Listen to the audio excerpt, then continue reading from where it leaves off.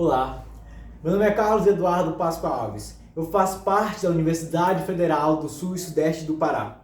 Na condição de discente, estou na turma de 2018 com a disciplina Literatura Brasileira 3, ministrada pelo professor Dr. Abílio Pacheco de Souza. Estamos em um trabalho cujo analisaremos duas obras, uma delas que foi genericamente posta a todos os grupos, que é do autor Itamar Vieira Júnior, doutorado, e um que foi categoricamente sorteado para cada discente. O meu foi São Bernardo de Graciliano Ramos, que iremos analisar neste vídeo. E a análise ela partirá de Walter Benjamin, com fragmentos em comparativa. Uma conclusão é que, a partir desses aspectos, nós iremos abordar os dois romances e iremos ver como ambos conseguem se estruturar nos temas que serão consolidados a partir de então. Os temas que serão abordados para os dois livros, para as duas obras, serão narrador, que na obra de São Bernardo ele tem um narrador único, e na obra de Itamar Vieira Júnior ela tem 3 narradores em um livro incrível. E por que eu escolhi o tema Vínculos com a História do Brasil no contexto da obra? Precisamente a história, ela sempre existiu. Ela vai influenciar a literatura. A literatura sem história, ela já não existe. Ela precisa de uma consolidação da sociedade para poder se solidificar. E por que eu escolhi esses temas para essas duas obras? Porque São Bernardo, ela se inclui no século XX, na Revolução de 30, que consolidava como presidente o Getúlio Vargas. E nós temos Itamar Vieira Júnior com o seu Torturado, falando amplamente do século XIX, embora isso foi publicado no século XXI, ou seja, em 2019. Mas por que tais temas serão abordados nos dois romances? Claro, história, como eu já falei, elas se consolidam com as obras, elas estão impregnadas na história da literatura. Uma breve biografia do autor Graciliano Ramos de Oliveira. Foi cronista, contista, jornalista, político. Nasceu no dia 27 de outubro de 1892, no município de Cabrangulo, no Alagoas. Graciliano Ramos foi bastante... Graciliano Ramos foi bastante tranquilo na sua infância. Ele estudava, era filho de comerciantes, e aos 11 anos já escrevia, mas para publicar textos ele utilizava um nome pseudônimo, que era Feliciano Olivença, por ser menor de idade. Se consolidou em Palmeira dos Índios, que fica a 130 km de Maceió, e se envolveu ativamente com política, ou seja, nosso autor ele é ativo político dentro da sociedade, na sua época de vida. Tanto que em 1927 ele se tornará prefeito dessa mesma cidade, de Palmeira dos Índios. Ramos impressionava impressionava esses profissionais que amplamente jogavam-se pela literatura e para a literatura. Ele tinha uma consideração acerca da política, tanto que ele teve que renunciar 2 anos depois por conta dessas considerações. Ele achava muito burocrático, muito bagunçado, ainda mais naquele tempo que ele já não considerava bastante uma estrutura política equilibrada, enquanto sua vigência política ativa e eleita. Mesmo assim, após renunciar, ele atuou politicamente, principalmente pela educação.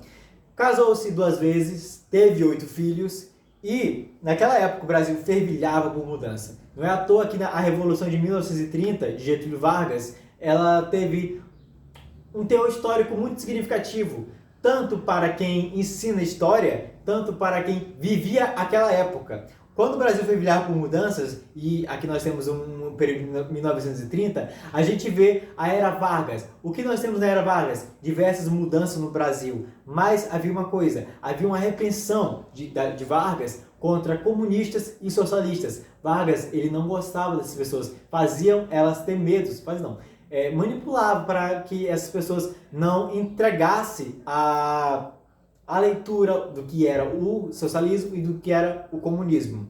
Naquela época, o RSS ela tinha um governo amplamente socialista. Na época, não me recordo se Trotsky estava vivo, mas enfim. No ano de 1934, 4 anos depois que Getúlio Vargas tomou o poder, em 1934, ele publicou o livro São Bernardo. É essa obra que nós iremos tratar aqui. Em 1937, infelizmente, ele é preso. 11 meses preso, ele vai permanecer quase um ano, não é? E pouco tempo depois, assim que é solto, ele vai escrever uma das suas obras mais incríveis e talvez uma das suas mais famosas, que é Vidas Secas, no ano de 1938. A grande consagração dele de autor, de escritor, como Graciliano Ramos, vem após a sua morte. Um legado que ele trouxe a si mesmo foi que se tornou um expoente incrível da literatura brasileira, com livros que durante toda a sua história trouxe à segunda fase do modernismo uma impecabilidade sensacional. Ele faleceu no dia 20 de maio de 1953, no Rio de Janeiro. Mas São Bernardo, que é a história que nós iremos tratar aqui. São Bernardo, ele vai tratar da história de Paulo Honório. Paulo Honório vai querer escrever um livro sobre a sua vida, mas Paulo Honório ele não sabe a arte da literatura, ele não sabe a arte da poesia, não sabe sentir aquele cheiro, sabe, poético de ter nos livros. Para ele era tudo muito carrancudo, era muito menos burocrático do que colocavam para ele. Querendo fazer esse livro, mas sem ter uma noção, vamos dizer assim, ele chamou alguns amigos. Era o padre, que virou as costas para eles, porque o padre também não tinha muita a que se dar. Tanto que no livro diz que por Paulo Honório não ter usado os panos vermelhos na época, era um movimento, ele não iria ajudar em nada. Mas teve um que ajudou. E este acabou trazendo a literatura pura para ele. Paulo Honório olhou para aquilo e falou: uma bosta, não gostei de nada, todo frufuzinho. Ele odiou que a sua história foi escrita de maneira poética, de uma maneira mais gostosa de se ler, uma maneira mais concisa da literatura ser mostrada ao público. Ele achou que a sua história ela não deveria ser contada daquele jeito. Por isto, ele começou a escrever a sua história ele mesmo de uma forma mais coloquial, mais aberta. Tanto que no livro há várias gírias que é posta pelo Paulo Honório, mas as gírias da época, não as gírias de hoje. Paulo Honório, ele é preso após ele ter visto uma de suas esposas o traindo e mata o amante da esposa. Com essa morte, ele é preso e dentro da cadeia ele aprende as artes da agiotagem. Quando ele é solto, ele deseja uma coisa: a fazenda cujo viveu a sua infância, a sua vida. Essa fazenda, muitas das vezes, vai ser colocada aqui como algo de desejo por Paulo Honório. São Bernardo não é uma pessoa, São Bernardo não é exatamente uma característica de uma fisionomia de um indivíduo, ela é uma fazenda. São Bernardo está no foco de Paulo Honório. Ele deseja ter este lugar para ele. No entanto, ela está na posse de Luiz Padilha, o filho de Padilha, o ex-dono, o que na época era, vamos dizer assim, o patrão do Paulo Honório. São Bernardo, então, conhece Luiz Padilha. Luiz Padilha é um homem que não sabe mexer com negócios, vive de apostas, perde muito, até ganha dinheiro, mas não sabe segurá-lo na mão, não sabe investir. Tanto na fazenda, que tinha para Paulo Honório tudo para ser investido, tudo para conseguir consolidar uma boa quantia, uma boa grana, uma boa vida para Luiz Padilha. Luiz Padilha não tinha essa visão. Ele tinha uma visão totalmente inferior à que Paulo Honório tinha. Com isso, ele empresta o dinheiro para Luiz Padilha e assim Luiz Padilha consegue tê-lo para aposta, para ter o dinheiro, para aposta, para suas brincadeiras e assim não consegue mais ter um investimento para conseguir pagar Paulo Honório.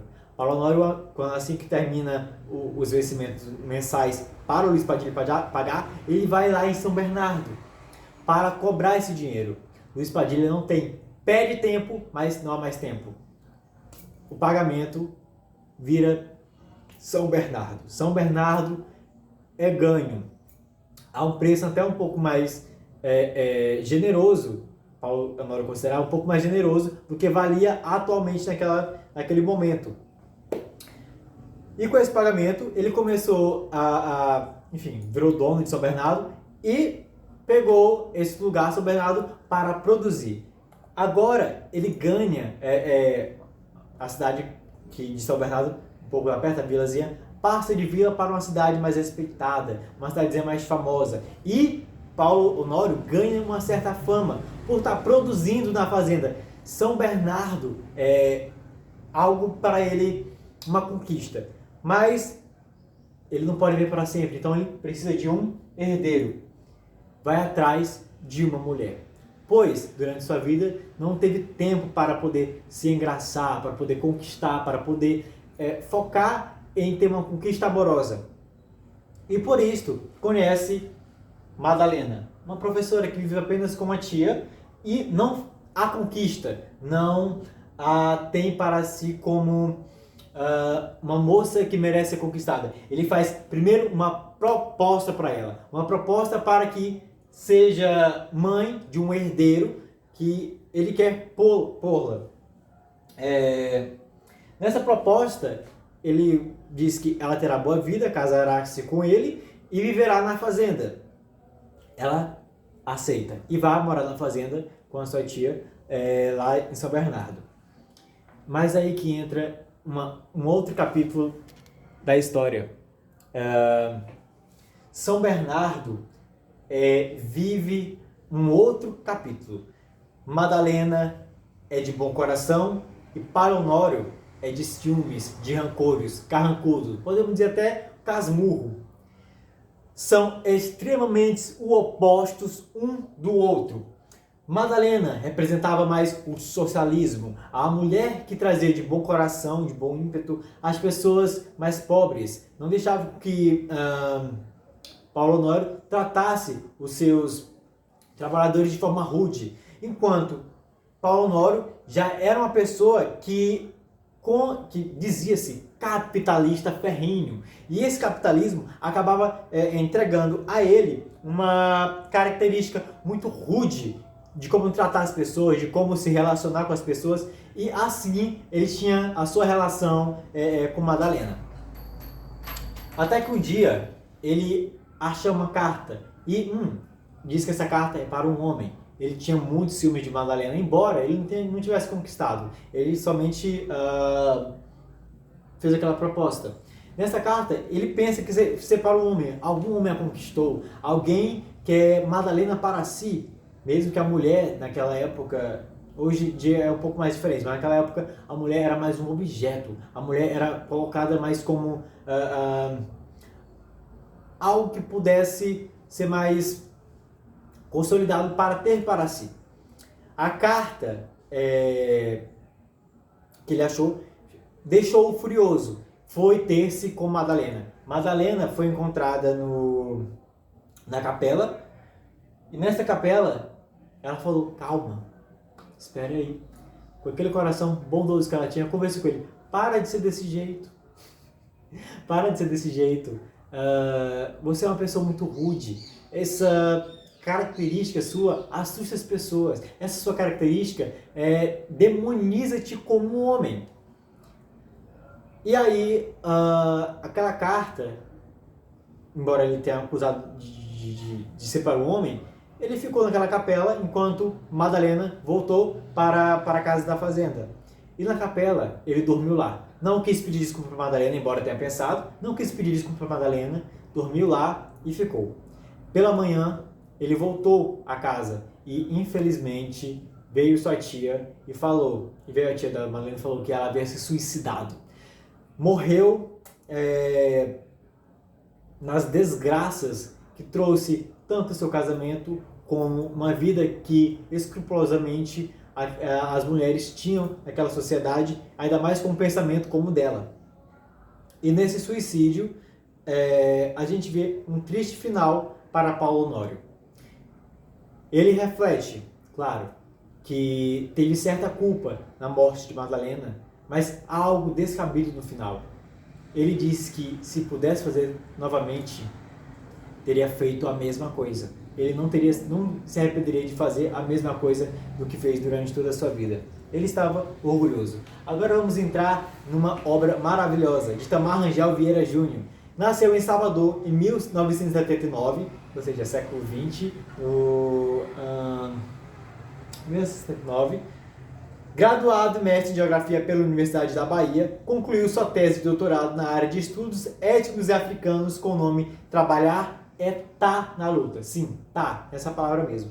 Trabalhar é Tá na Luta, Vida, Morada e Movimento entre o Povo Lena, publicado em 2017. Tem o conto Dias, que ele publicou em 2012, e A Oração do Carrasco, em 2017, que ele também publicou.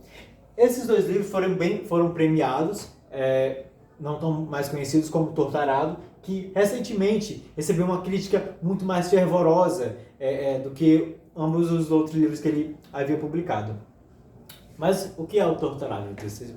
O Torturado retrata um Brasil escravagista. Essa aqui é a capa do Torturado. Tem uma narrativa empolgante, conta a história, primeiro, de duas irmãs, a Bebiana e a Belanísia. Embora no final há uma narração, que na terceira parte, a narração que é de um espírito, se não me engano, Maria Rita Pescadeira, que precisava ter um cavalo, já que a sua anterior havia falecido, e vivia da memória das pessoas para poder sobreviver.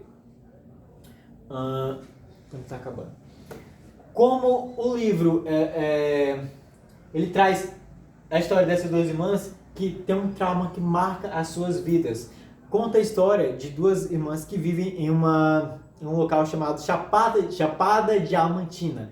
Neste lugar, há um sistema escravagista em fazendas e não há uma denúncia consolidada. O que faz o leitor se perder se está no século XIX, na época antes a abolição da escravatura, ou se está ainda nos dias de hoje, numa época que, embora houvesse a abolição da escravidão, ainda hoje podemos encontrar esse sistema análogo à escravidão.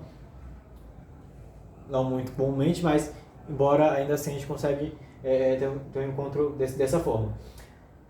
Podemos identificá-lo como um fóssil de um Brasil do passado. É um livro atual. É um livro que você pode se perder no agora, você pode pensar, isso pode ser de hoje, ou isso pode ser de ontem, ou isso pode ser do mês passado. Mas é um livro que trata um fóssil de um Brasil do passado que está com carne e osso vivendo nos dias de hoje. Nós temos ainda uma política muito negada a pessoas pretas. Nós temos uma política que ainda consolida a sua visão.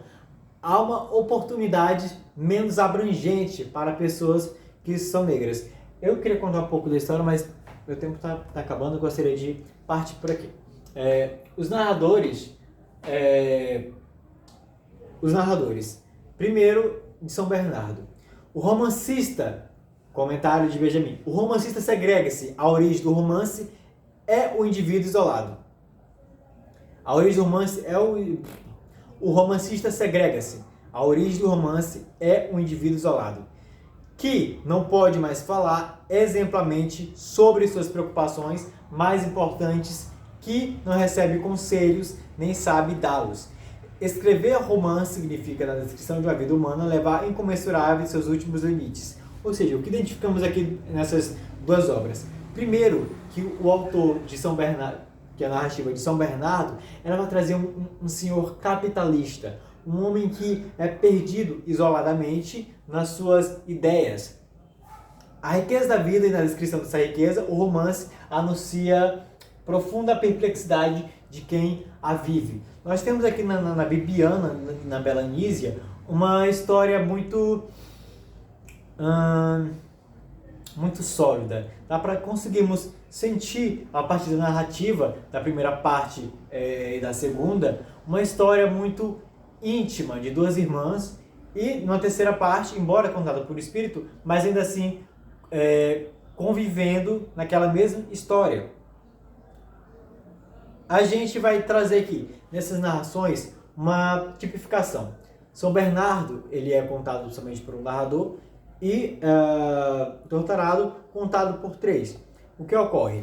Com efeito, o sentido da vida é o centro em torno do qual se movimenta o romance. Mas essas questões não é outra coisa que a expressão da perplexidade do leitor quanto mergulhada na descrição dessa vida.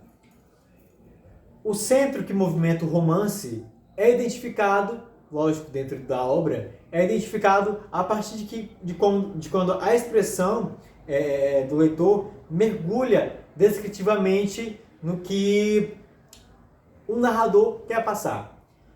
Nós temos Graciliano Ramos, um autor de bases socialistas comunistas, uma visão de Paulo Honório, um homem capitalista. E nós temos, na visão de Torturado, Bibiana e Belanísia, e um espírito, na visão de um homem que não teve uma vida, como posso falar? Não teve uma vida que se abrangeu totalmente no sistema escravista, não nasceu sendo escravo. Mas só os vínculos com a história do Brasil no contexto da obra. A literatura, como testemunho histórico, é fruto de um processo social e apresenta propriedades específicas que precisam ser interrogadas e analisadas como qualquer outro documento. Como eu disse no começo, a literatura sem a história, ela não existe. Na Revolução de 1930, na Era Vargas, houve diversas mudanças, claro que significativas, mas ainda assim houve uma repreensão para socialistas e comunistas, pois Getúlio Vargas tinha um medo imenso de que essa ideologia tomasse conta do Brasil. Poderia ser real, poderia ser preciso, que isso pudesse ser uma política consolidada na época se houvesse menos tangência da política de Getúlio Vargas.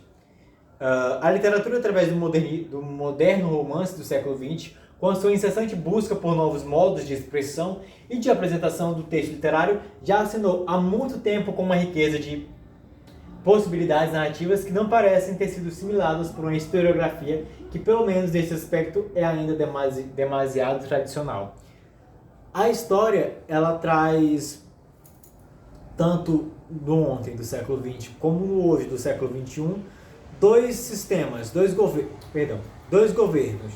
Um, que era Getúlio Vargas, embora um homem populista, e outro, Jair Messias Bolsonaro, um presidente que é tido como algo mais duro nas suas falas, nos seus discursos. Nós temos aqui dois aspectos que traz São Bernardo, trazendo uma crítica, embora muito categórica, do capitalismo em relação com o socialismo, embora não seja algo teórico o livro, e um livro que trata do Torturado, que traz a Bibiana, a Belanísia, traz a religião dentro do livro, esqueci o nome da religião no momento, mas enfim, traz a religião e que não é uma matriz hegemônica dentro do Brasil e que também é muito criticada, tanto pelo executivo do país como intrinsecamente na religião que imperativamente coordena o Brasil. As referências bibliográficas que eu utilizei: Barros, José de Assunção, Benjamin, teve a biografia de Graciliano Ramos, Borges, Litera Afro, onde eu consegui uma biografia do Itamar Vieira Franco. E, bom, gente, é isso. Eu agradeço por vocês terem chegado até aqui. Nossa, será que ficou escuro? Enfim, eu vou mandar isso aqui mesmo. Gente, muito obrigado por ter assistido até aqui. E é isso aí. Até a próxima. Meu nome é Carlos Eduardo, como eu havia dito, tudo é 2018. Deixa o like. Qualquer outra informação que eu quiser deixar aqui embaixo, vou mandar para o meu professor colocar. Vocês vão verificar aqui, tá bom? Muito obrigado.